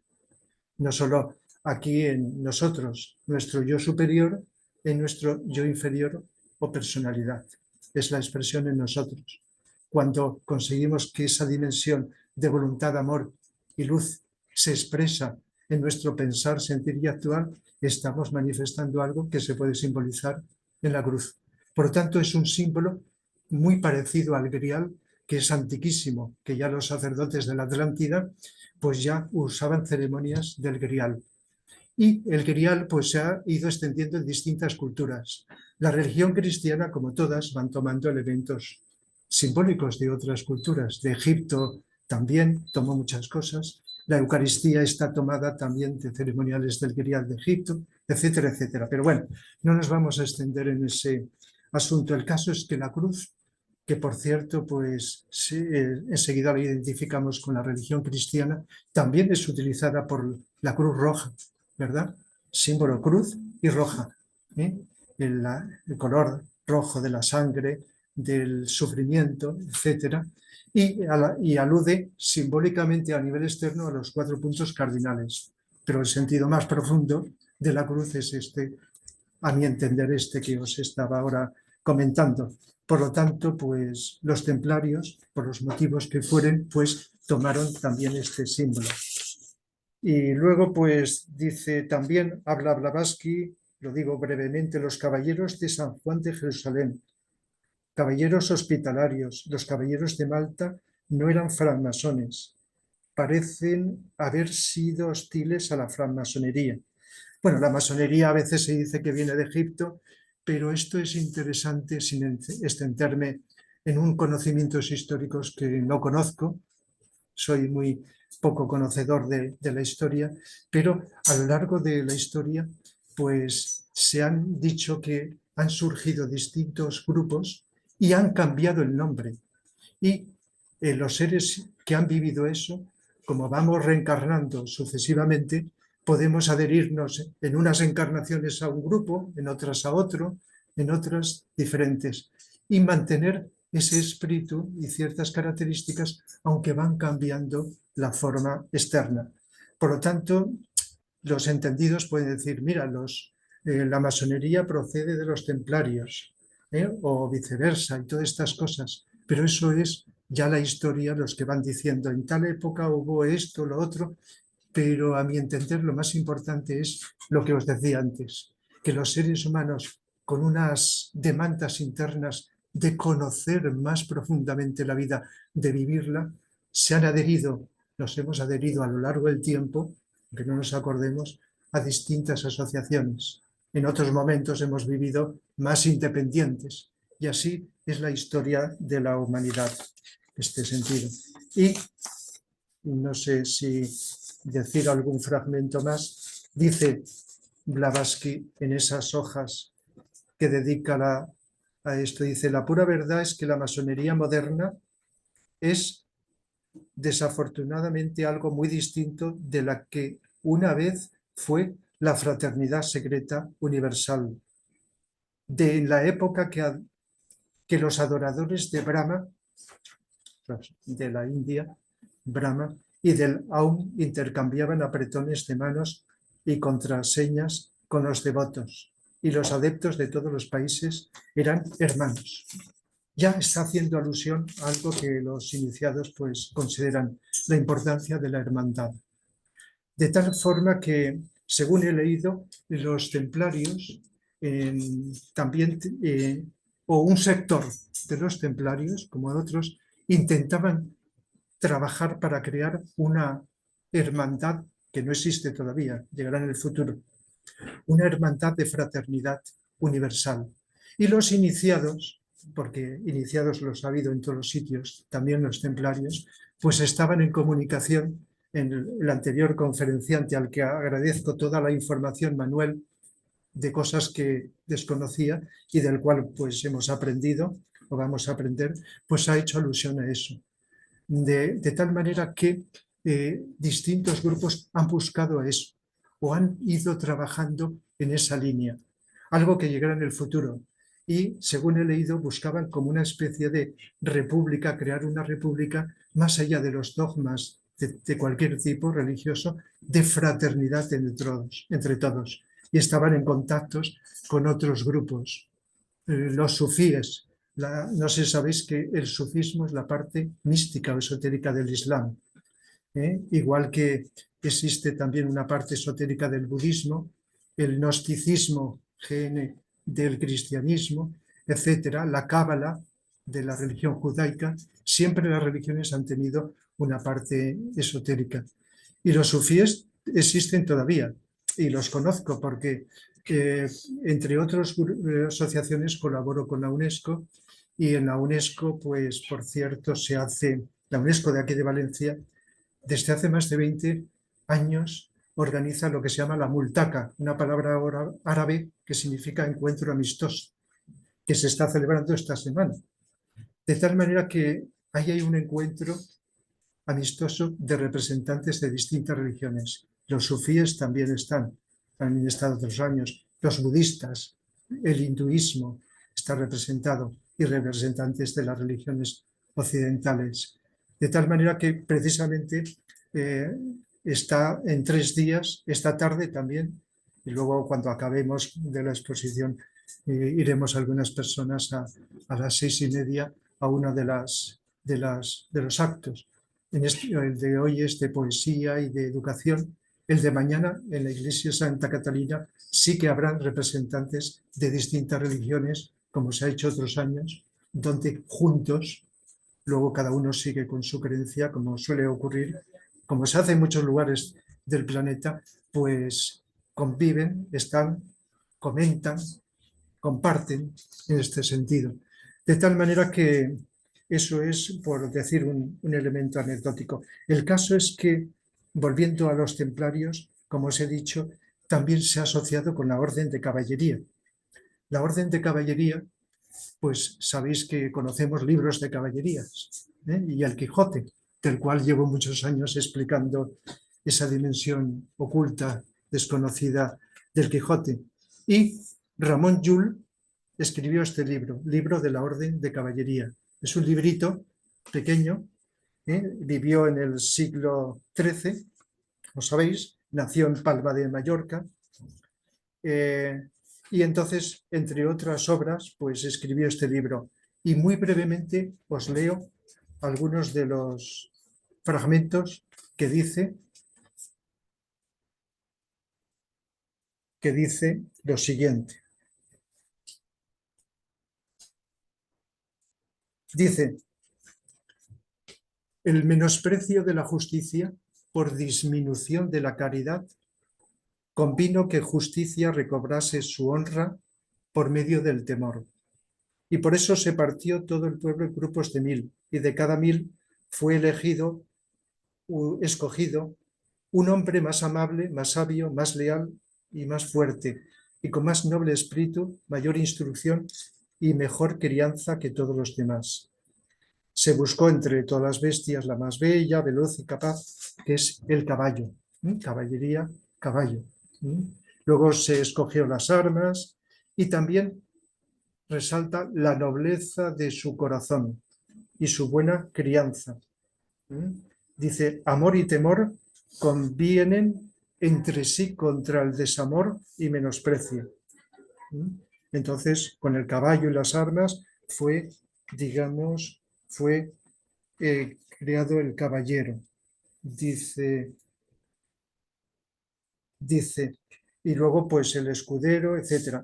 En otro párrafo dice: así como los clérigos por vida honesta y por buen ejemplo y por ciencia tienen orden y oficio de inclinar a las gentes a devoción y santa vida, así los caballeros, manteniendo la orden de caballería con la nobleza de su corazón y la fuerza de sus armas, tienen la orden de que están para inclinar a las gentes a temor, por el cual temen los hombres delinquir los unos contra los otros. Y el último párrafo que he escogido para leeros dice, son propios del caballero en cuanto al cuerpo, así justicia, sabiduría, caridad, lealtad, verdad, humildad, fortaleza, esperanza, experiencia y demás virtudes semejantes a estas son propias del caballero en cuanto al alma. Bueno, dice más cosas, ¿verdad? Pero van indicando características según lo que se consideró en aquella época que los caballeros tenían que ser. Pero cuando leemos el Quijote, decimos Don Quijote, caballero andante. Caballero viene de cabal, en hebreo, cabal, que viene de cábala, y ero, que significa el acto de hacer. De tal manera que el caballero está representando pues una fuente de inspiración. Los cabalistas, una cosa es el cabalista intelectual, como en todos los casos, y otra es el cabalista interno que recibe inspiración, porque cábala viene de una raíz que significa recepción de un don. Entonces está haciendo alusión a que la cábala interna, es una serie de inspiración de conocimientos. Por lo tanto, el caballero tenía que tener esa capacidad de receptividad, de captar, de recibir algo que luego le inspiraba en su comportamiento, en su hacer. De tal manera que Don Quijote, que como he explicado otras veces, no voy a decirlo, ¿verdad? Si os llega a interesar, en YouTube tengo varias conferencias, pues está representando a ese ser humano, a la mente humana, junto con su escudero Sancho, que es la parte instintiva, emocional, y su alma está representado en Dulcinea, que está omnipresente aunque nunca se ve, como el alma. De tal manera que es una representación de la psicología transpersonal de los seres humanos. Está latente, más o menos, en todos los seres humanos, todo ese proceso de interrelación. Y caballero andante, andante por los caminos de la vida. Don Quijote en caballo, de cabal, de caballero, etcétera. Todo esto está relacionado. De tal manera que está representando, aunque esté en plan a veces de humorístico en algunos aspectos, una cantidad de símbolos muy importantes y que se relacionan con algunas características de la caballería.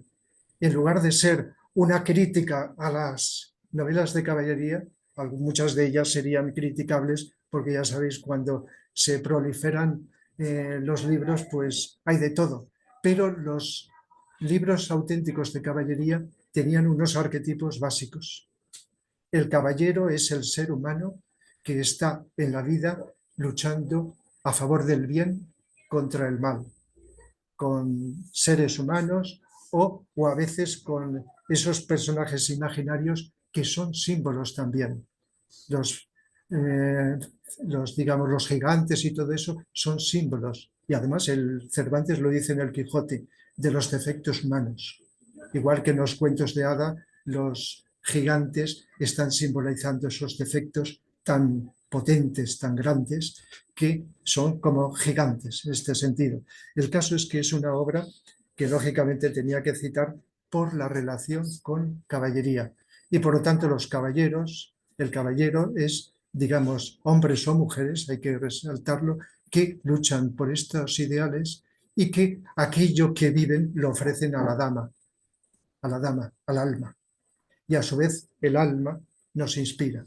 El alma sirve de fuente de inspiración y además se enriquece con el bien que se puede hacer desde la personalidad.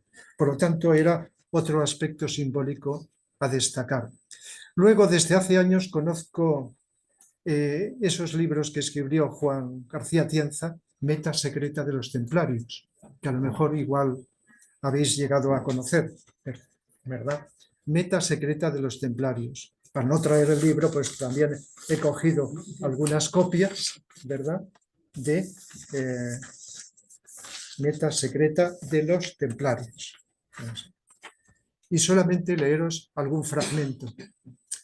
a veces lo he citado porque habla mucho de arquitectura, de los símbolos arquitectónicos de los templarios, que tiene que ver con las catedrales. Ahora comentaré algo de esto. Dice Juan García Atienza: todas las sociedades que han practicado la búsqueda del saber en cualquier época y en cualquier país se han comportado del mismo modo.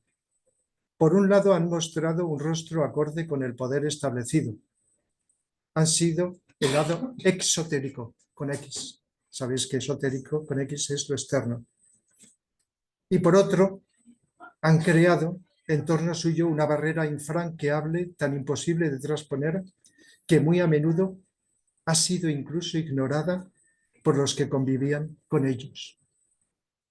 La orden militar templaria nació exotéricamente con toda la garantía de acatamiento a la Iglesia y a los principios del cristianismo, en apariencia incluso con una pátina de fe y de pobreza, hasta el momento mismo de su disolución, en que se les acusó de todos los pecados habidos y por haber, fueron un modelo de cristiandad, reconocido tanto por monarcas como por obispos, clérigos, etc. Luego hace alusión a los templarios, en otro fragmento de su libro, mandaron realizar no menos de 5 traducciones del libro de los jueces, una de las obras cumbres del simbolismo bíblico. Y allí surge por primera vez en la Biblia, ¿verdad?, los abreviaderos de la sabiduría del Grial. Ahora luego comentaré lo del Grial. La misión oficial era la custodia, como ya sabéis, y se ha comentado, los peregrinos que iban a visitar los lugares antes de la cristiandad. Pero, dice, creado en su versión cristiana por los monjes de Cluny, pero la peregrinación en absoluto era ya por sí sola una marcha, siempre simbólica, por el camino del saber trascendente. El significado de peregrinación enseguida lo identificamos con personas que van andando, peregrinando de un lugar a otro, por distintos lugares, como sabéis. Y no solo por la fe cristiana, sino incluso personas que sin estas creencias, Camino de Santiago, etcétera, etcétera. Pero el camino de peregrinación también tiene un significado interno, el camino de la vida. El camino de la vida, como el caballero andante por los caminos de la vida, en este sentido. Por lo tanto, el simbolismo más interno es este. Las cosas que identificamos con lo externo, con lo visual, con lo concreto, con lo material, también tienen simbólicamente un aspecto interno. El caso de la cruz, como hemos dicho, ¿verdad?, que para la mayoría se identifica con la crucifixión de Jesús, pero que incluso en la crucifixión de Jesús, no voy a entrar en ello, porque hay muchas cosas que se han deformado, es el momento en que Jesús recibió la cuarta iniciación. Jesús, no su maestro el Cristo, que son dos seres diferentes. Entonces pasó una experiencia previa a la iniciación, lo que se llama, ahora comentaré algo de lo que son las iniciaciones, una experiencia de crisis previa. Y entonces, pues, ese sacrificio que hizo está también representado. Sí que es cierto que Jesús estuvo crucificado unas horas en una cruz física, como eso es histórico, es así. Otra cosa es el significado que tiene la cruz, como he dicho anteriormente, y también como símbolo del sacrificio de algo superior, transpersonal, en la materia, en lo personal. Y luego dice, de esto habla mucho en este libro Juan García Atienza, las fortalezas construidas por los templarios contenían una serie de elementos estructurales, coincidían con toda una manifestación numerológica mágica de la realidad trascendente. Las torres octogonales, 8, 2 por 4, 8. Por cierto, el símbolo del número 8, uno de sus significados no solo es dos cuatros, 4 y 4, 8, 4 de la personalidad. Sabéis que a veces la personalidad humana se le llama el cuaternario. Pues tenemos cuerpo físico, cuerpo vital o etérico, cuerpo emocional, conocido como cuerpo astral, y cuerpo mental. Son 4. Aunque a veces el físico y etérico lo unimos y entonces forma la tríada inferior. Y en la tríada superior, voluntad, amor, inteligencia, en términos orientales, Atma, Buddhi, Manas, es una tríada, es 3, es un triángulo cuadrado. 3 y 4 son 7, triángulo y cuadrado. Los iniciados que construyeron las pirámides de Egipto también quisieron simbolizar la base de las pirámides, que es el cuadrado, y las caras como triángulos equiláteros para simbolizar, esto es otra historia de las pirámides, que es muy distinto de lo que nos han contado, como templos iniciáticos, pues para significar que hemos de construir, de hacer que la tríada espiritual se asiente en el cuaternario de la personalidad. Es decir, que ahí había una simbología que conocían para el que pueda. Igual que los iniciados, sean templarios o masones, imprimieron en las catedrales de Europa una serie de símbolos que la mayoría, pues, visitamos una catedral, decimos qué bonito esto, lo otro, ¿verdad? Pero que se nos escapa. Por lo tanto, los símbolos, sean numéricos, geométricos, etcétera, están para que cuando se llega a cierto nivel de conciencia puedas captar, aparte de otros fines más sutiles o esotéricos, porque es que los símbolos geométricos, las formas, tienen su energía, su aura energética, e imprimen una serie de efectos. Es decir, que parte de ese ambiente tan místico de las catedrales es por la irradiación energética de las vidrieras. Los constructores que sabían esotéricamente colores y formas. Y por otro tanto atraen una serie de energías, además de la geometría de las construcciones, que facilitan un ambiente. Pero eso es otra historia. El caso es que los templarios utilizaban varios números.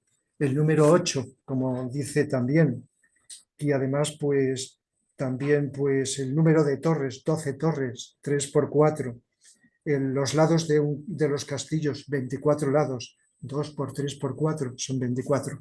El caso es que esto pasa desapercibido, pero existe unas claves simbólicas en los números. Sabéis que en nuestro sistema solar el número 7 es básico, tiene 7 dimensiones. Nuestro planeta, parte del sistema solar, tenemos 7 dimensiones, ¿verdad? Desde la más densa física hasta el plano ádico. Entonces, pues hay 7 y hay una cantidad enorme de 7 por todos lados. No terminaríamos. Es un número que implica las energías, 7 rayos, las 7 energías universales que determinan las características de todos los seres humanos y de todo.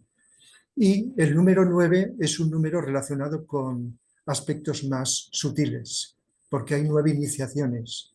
El representante, y esto Blavatsky ya lo habló, más importante, más evolucionado de nuestro planeta es Sanat Kumara, que tiene 9 iniciaciones. Luego, por debajo está el Buda, que alcanzó la 8ª iniciación, y luego el Cristo, Manu, Mahachohan, la 7ª, no sé si sabéis esto, que también la teosofía lo habla, y los maestros espirituales la 5ª y la 6ª, 5ª y 6ª iniciación. De tal manera que por debajo pues hay iniciados. Lo digo esto porque también me interesaba hablar de que la iniciación y estas sociedades mistéricas o esotéricas han hablado de iniciaciones y ceremonias de iniciación. Entonces hay que distinguir muy bien entre la ceremonia externa de los candidatos a la iniciación, los rosacruces, la masonería, etcétera, y el iniciado interno. Muchos de los iniciados externos no lo eran internamente, otros puede que sí. Pero una cosa es la iniciación externa, aprovecho a decirlo porque lo iba a comentar antes o después, hasta que la tenemos hasta luego. Vale. Y otra cosa es la iniciación interna. Cuando un ser humano vive con amor, sea cual sea su creencia, y señalo siempre al corazón, con amor, pero no con amor de sentimiento solo, sino con amor expresado, manifestado en su servicio, al que sea, en su vida cotidiana, en bien de los demás, aun con las imperfecciones. Entonces ese ser humano, pues su conciencia va creciendo, se va expandiendo y viceversa. En medida que la conciencia se expande, y el método básico que tenemos siempre es la atención, que desde tiempos lejanos, y además era un secreto en el pasado, vivir con atención al presente. Hoy día, desde el siglo pasado, ya se está extendiendo y dando a conocer a nivel mundial lo importante que es vivir el presente, el aquí y el ahora. Si estamos no distraídos con la mente en otro sitio, sino escuchando, aunque no estemos de acuerdo, mirando, observando, escuchando lo de fuera, lo de dentro, eso expande la conciencia. Esto practicado, aunque sea a ratos, va desarrollando la intuición y además abre este centro cardíaco y favorece que el amor, que lo tenemos latente todos, vaya expresándose, vaya viviéndose, vivenciándose y por consiguiente expresándose. Y entonces la palabra iniciación significa expansión de conciencia. Cada vez que tenemos una apertura de conciencia, habría como una iniciación parcial. Pero hay que diferenciar entre estas expansiones que podemos tener muchos seres humanos cuando en un momento, aunque no sea instantáneo, se nos abre la conciencia, y las iniciaciones mayores. Jesús representó 5 iniciaciones simbólicamente en su vida. La primera en el nacimiento, la segunda en el bautismo, la tercera en la transfiguración, la cuarta en la crucifixión y la quinta en lo que se llama la resurrección. Aunque según fuentes para mí muy dignas, Jesús no murió en la cruz, vivió muchos años. Lo que pasa es que la palabra morir tiene un sentido simbólico, morir en un estado anterior para nacer en otro estado.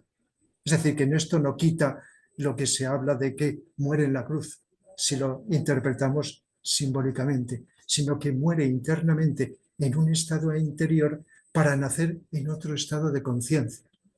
Y por lo tanto no vamos en contra de los creyentes que creen que muriese en la cruz.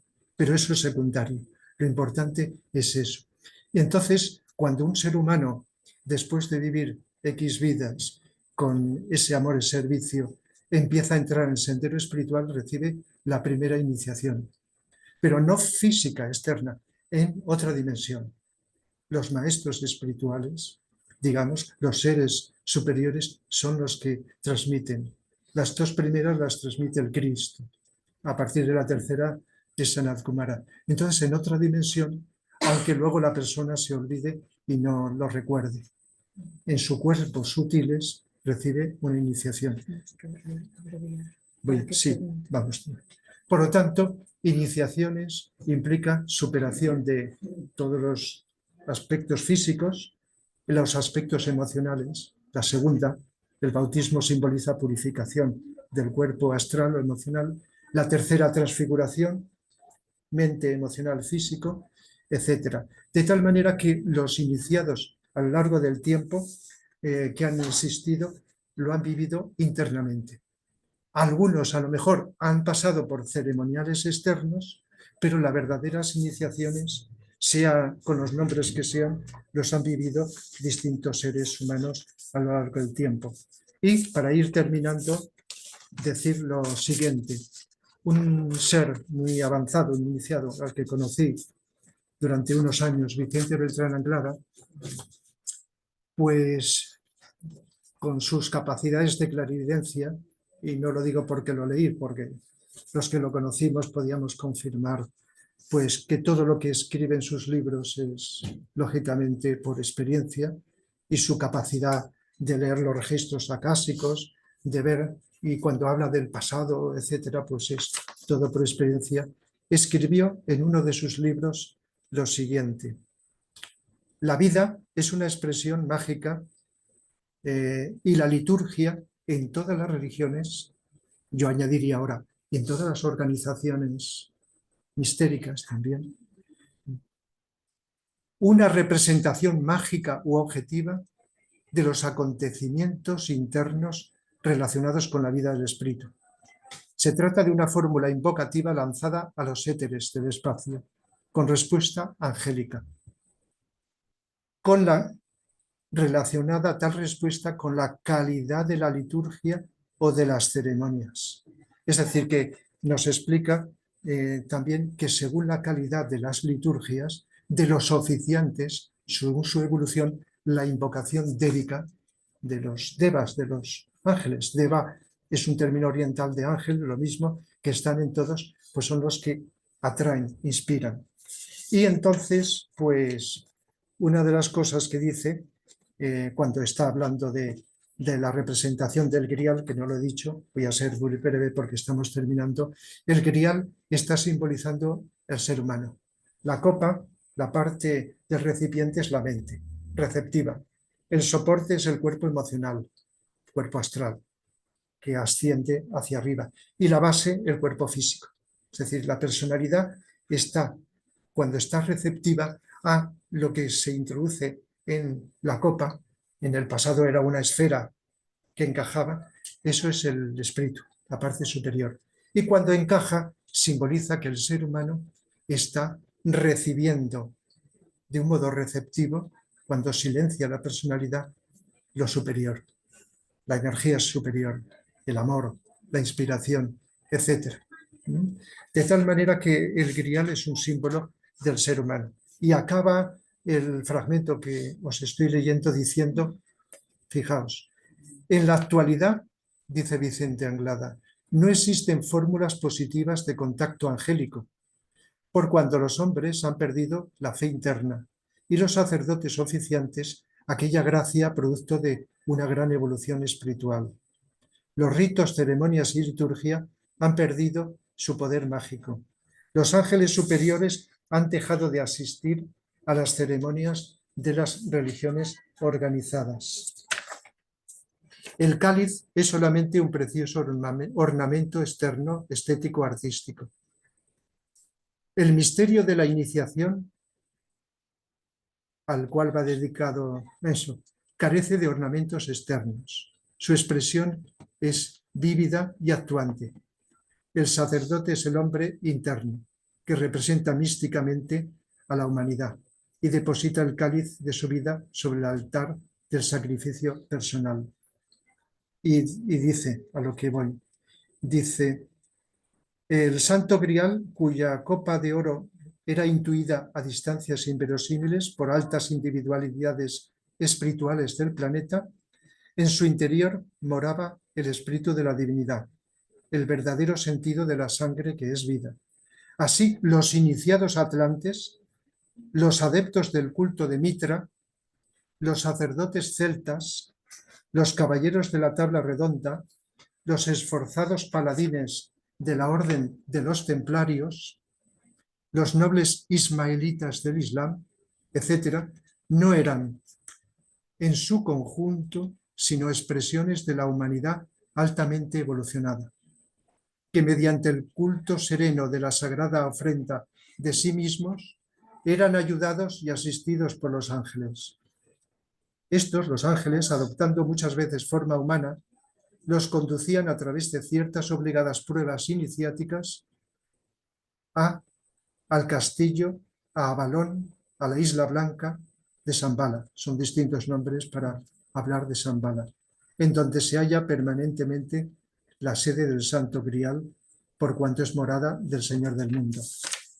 Y he leído esto porque, no solo por lo general, sino porque incluye a los templarios, o a aquellos de los templarios, o a aquellos de otras órdenes, del tipo que sea, que independiente de esa, digamos, apariencia externa, de esa adhesión externa, de esa creencia intelectual, vivían internamente esos potenciales que os he hablado. Entonces, seguro que los templarios, como para ir terminando, vivían unos la parte externa, otros la parte interna. De tal manera que esos luego van pasando, como he dicho anteriormente, y vamos pues pasando por distintas organizaciones hasta llegar a donde tengamos que llegar. un proceso largamente evolutivo. Por lo tanto, el tema se podía ampliar más, pero para ceñirme al horario lo dejo solamente muy telegráficamente decir que hay un episodio también que se atribuye a los templarios. No sé si habéis oído hablar de Baphomet.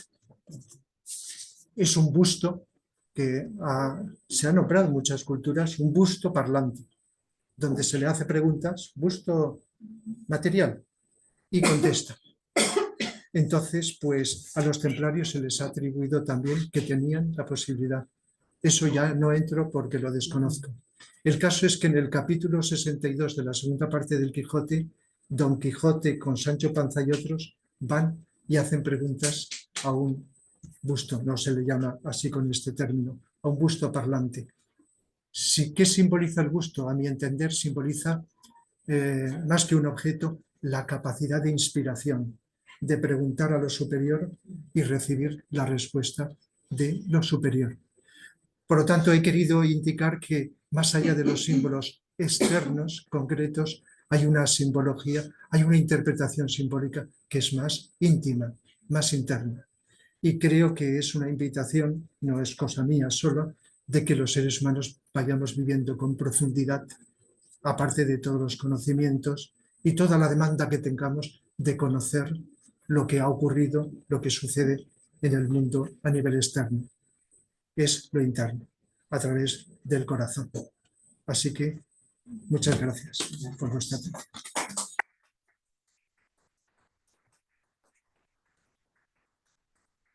Sí. Bueno, ahora vamos a dar paso a las preguntas. Tienen que ser 2 o 3 minutos, o sea que vamos a ir directos. Y bueno, Manuela ha levantado la mano, ¿puede comentar? Sí, gracias. Bueno, primero agradecerle la exposición y quería añadir unas cuantas cosas bueno, a la ponencia como añadidura que acaba de hacer. Pues, empezando por el final, por ejemplo, el Baphomet no se sabe exactamente qué es. Ningún estudio serio sabe lo que es el Baphomet. Baphomet era, se creen, unos dicen que era hasta una reliquia de la cabeza de Juan Bautista. En realidad se cree que era el código Atbas, puesta la palabra, una palabra clave de origen ismaelí. En código Atbas, que es las letras hebreas puestas al contrario. La primera en la última con ese valor genético. No me voy a meter en eso, que sería... El tema del grial. Hay tantos griales en el mundo, que, o sea, los podemos contar por docenas, que si tenemos que asumir cuál es el de verdad, aunque siempre se ha dicho que en todo caso sería el de Valencia, por lo del sultán aquel que lo envió a un rey de español y faltaba una esquirla, un trozo, pero si hubiera tanto, en realidad se deben, yo creo, en mi opinión, más a leyendas artúricas, pues, sencillamente. Pero bueno, claro que eso es la fe de cada uno. Bueno, empezando un poco por el principio, el Temple, por ejemplo, más que sociedad secreta, es una sociedad iniciática, pero no una sociedad secreta. No era secreto porque simplemente ya la red que tenían de encomiendas y de sitios para que pasara la gente y hiciera, incluso pasaran la noche allí en algunos alojamientos templarios, o sea, ya simplemente eso ya quitaba que fuera secreta. Era iniciática, que claro, es bastante, sí hay eso, sí hay un secretismo en la iniciación. Templarios y masonería. En realidad no hay ninguna prueba real que vincule al templarismo con la masonería. Sí que es verdad que en el siglo 18, el barón von Hunt, si no recuerdo mal, fue el que hizo la estricta observancia templaria y de ahí sale un rito iniciático, pero que no es un rito, es un régimen, que es el régimen escocés rectificado.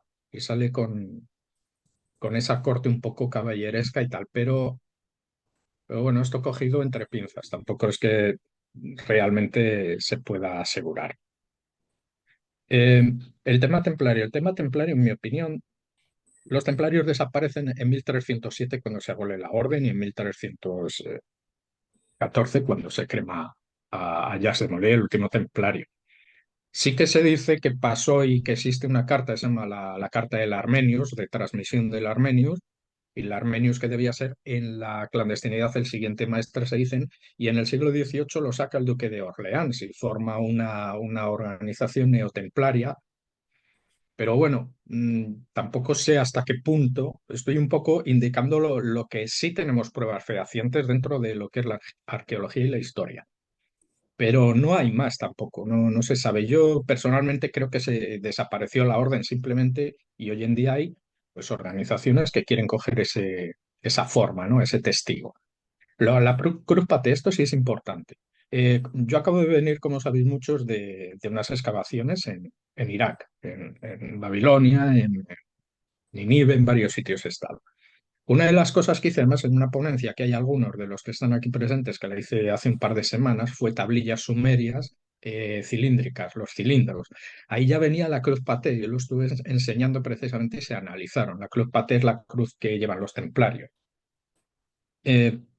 Manuel, La cruz disculpa. paté, Disculpa sí. porque es que es la una y tenemos hasta aquí el local. Pero puedes escribir un escrito de lo que estás comentando y yo lo paso a Vale, los lo mando por los grupos, vale. Era por los que no son de los grupos, pues un poco ponerles en día. Bueno, Vale, sí, pero está bien. es que el tiempo es muy limitado, discúlpanos. Es muy Vale. interesante y bueno, tengo que agradecer a todos. Alguna pregunta, pero muy no da tiempo, no da tiempo, no da tiempo. Continuaremos en otra ocasión. Bueno, habéis sido los dos muy amables en querer colaborar, en aportar vuestro conocimiento y sabiduría, y simplemente daros las gracias a todos, a vosotros especialmente y a todos los asistentes, tanto presencial como por Zoom,